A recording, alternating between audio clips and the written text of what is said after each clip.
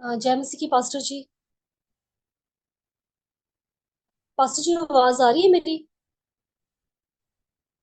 जी बेटा, बिल्कुल आ रही पास्टर जी, गवाही मेरे मदर की है। उसके लिए मैं परमेश्वर का धन्यवाद करती हूँ पास्टर जी, आपका, टीम का और पूरी कलीसिया का। जो इंटरसेशन टीम लगातार दुआ कर रही है और आगे भी दुआ करते रहे। पास्टर जी, मेरी मम्मी की टेस्टमनी थी, क्योंकि अगस्त से ना वो काफी बीमार चल रहे थे।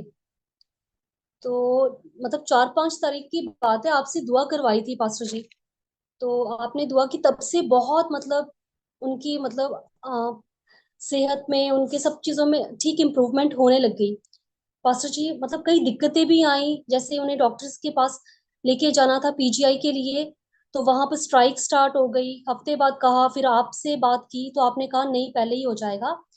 तो उन्हें इमरजेंसी में भी ले जाया गया। तो पास्टर जी, मतलब आप मानेंगे कि प्राइवेट में पास्टर जी डॉक्टर्स ने बोल दिया था कि ठीक है, इनका ऑपरेट ऑपरेट इनको कर देंगे, लेकिन इनका बाहर आना मतलब कह नहीं सकते कि मतलब वो बाहर आएंगे, मतलब उनके, क्योंकि उनको ना कैंसर का, पास्टर जी, कहीं ना कहीं उनको डाउट था डॉक्टर्स को। जो रिपोर्ट्स थी, बहुत ही खराब रिपोर्ट्स आ गई थी। है। तो पास्टर जी, अभी तक भी पीजीआई वाले कुछ नहीं बोल पा रहे हैं डॉक्टर्स।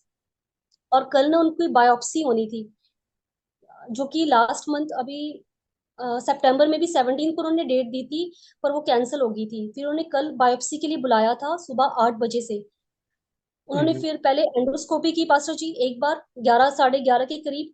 उसके बाद उन्होंने कहा कि इनकी एंडोस्कोपी दोबारा होगी, तो 6:30 बजे के करीब इनकी दोबारा एंडोस्कोपी हुई। डॉक्टर्स को समझ नहीं आया, और उन्होंने कहा कि जो, पास्टर जी, पहली बात तो जो किट थी ना, वो 26,000 की थी। घर से मम्मी सिर्फ 2-3 हजार लेकर गए थे, जो वो बायोप्सी की थी। और डॉक्टर ने कहा ये हो भी सकता है और नहीं भी। जब नेक्स्ट मतलब दूसरी बार बायोप्सी, सॉरी, एंडोस्कोपी की, तो डॉक्टर ने कहा कि नहीं, कोई जरूरत नहीं है, जो आपको लग रहा था वो नहीं है। तब अब उन्होंने ट्यूसडे को बुलाया है पास्टर जी, ओपीडी के लिए। मैं धन्यवाद करती हूँ परमेश्वर का पास्टर जी, मतलब बायोप्सी की जरूरत नहीं पड़ी, जिसमें उन्हें मांस का टुकड़ा निकालना था, और उस रिपोर्ट के लिए भी मतलब हफ्ता 10 दिन लग जाने थे पास्टर जी। तो मैं खुदा परमेश्वर का बहुत बहुत धन्यवाद करती हूँ पास्टर जी। हमें सारा इज्जत जलाल कुदरत हशमत खुदावंद की है, सारी महिमा उसी को मिले, क्योंकि वो हमारी दुआओं को मिलकर सुनते हैं। लेकिन पहला स्टेप होता है आपका विश्वास, आपका ईमान होना चाहिए।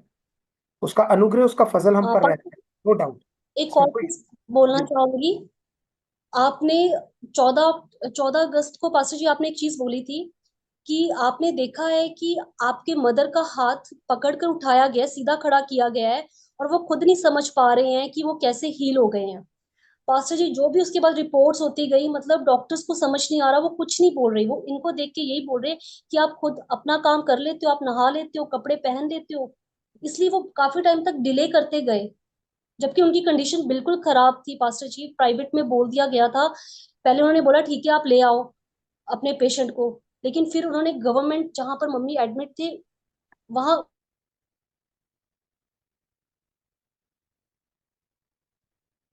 ऑलराइट, की आवाज चली गई बेटा।